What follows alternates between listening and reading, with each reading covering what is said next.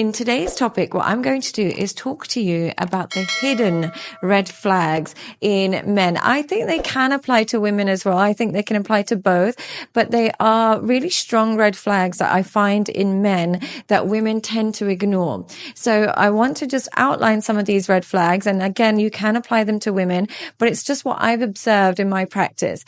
So the first hidden red flag amongst men that women need to look out for is a man that has a very negative perception of their father.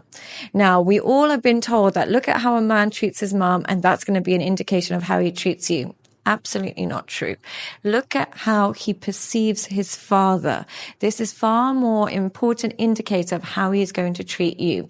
Now, in some cases, some fathers really are reckless and they've got a very valid reason for negatively perceiving their father.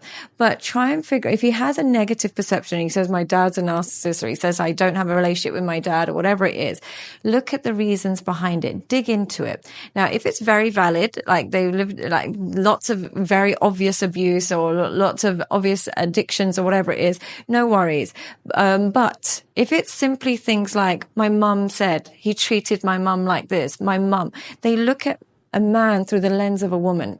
They become very feminine. They don't have an objective perception of reality. They simply rely on somebody else telling them and determining their opinions of others, particularly of men. So they become very dependent on female perceptions. They become dependent on female approval. And not only will they look for your approval, but they'll look for other women's approval.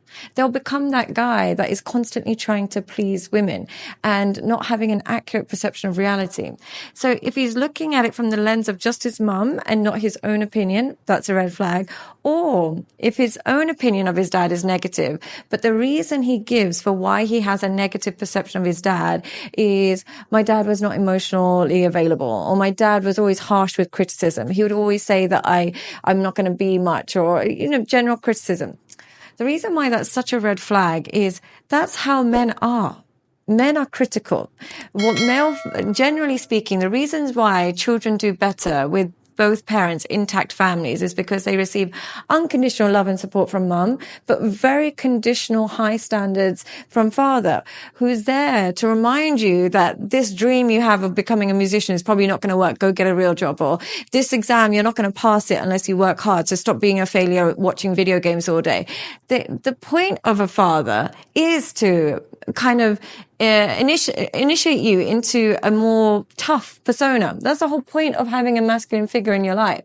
So if you meet a man who is hypersensitive to his dad just being a dad, his dad just telling him this is not good enough, telling him he needs to work harder, telling him he's going to be a loser if he doesn't work hard, that's the whole point of a father. So if you have a man who resents that aspect of a father, chances are he's going to be disconnected from his masculinity. He doesn't understand the masculine version of love. He has an idea that love should just be constantly being nice, constantly being polite, constantly believing in you.